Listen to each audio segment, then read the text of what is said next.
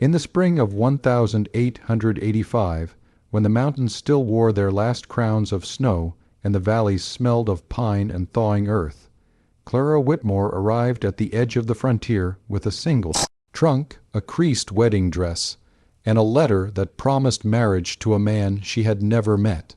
Back east, whispers followed her family ruined, her prospects dim, and her only escape a mail order marriage advertised in a modest mountain gazette.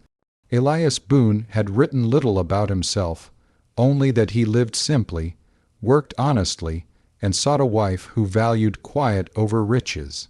When Clara first saw him waiting beside a mule instead of a carriage, wearing a weathered coat patched at the elbows, her heart tightened not with disappointment, but with fear of what her future might lack. Elias spoke gently, his voice low like a creek over stones, and he apologized for not offering more comfort than a long ride up into the hills. His cabin, when they reached it, was small and sturdy, built from dark logs, smoke curling from the chimney, a single window glowing with lamplight. That night, over beans and bread, Elias explained his life as a mountain man, trapping in winter, guiding travelers in summer, keeping to himself by choice rather than failure. Clara listened, watching his hands, scarred but careful, and noticed how he made sure she ate first, how he added more wood to the fire when she shivered. The wedding took place the next morning beneath a sky so blue it seemed a promise. The preacher left quickly, and the quiet returned. Days followed with honest labor, Clara learning the rhythm of the cabin, Elias rising before dawn. And though money was scarce, kindness was not. Yet rumors drifted down the mountain like fog, whispers from passing traders who tipped their hats too deeply at Elias, who mentioned old deeds and forgotten roads, who spoke of a Boone family once powerful before vanishing into the high country. Clara sensed questions, but Elias never lied. He simply did not explain. One evening, after a storm passed and left the world washed clean, Elias asked Clara to trust him, to follow him deeper into the mountains at first light. His eyes carried a weight she had not seen before, a quiet resolve that made her nod without knowing why.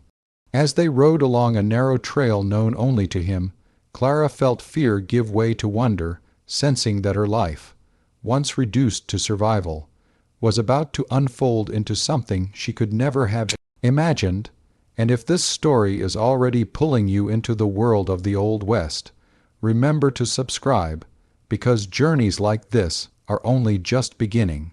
The trail Elias followed wound upward through cliffs and forests so dense the sun broke into pieces before touching the ground, and as the hours passed, Clara wondered if the world beyond had forgotten this place entirely, until the trees suddenly opened and revealed Iron Gate's half, hidden by ivy, standing silent against the mountain stone. Elias dismounted without a word, pushed the gates wide, and led her forward into a valley that felt unreal, a sweeping meadow, manicured yet wild, and beyond it a mansion of pale stone rising proudly against the peaks, its windows catching the light like secrets finally exposed.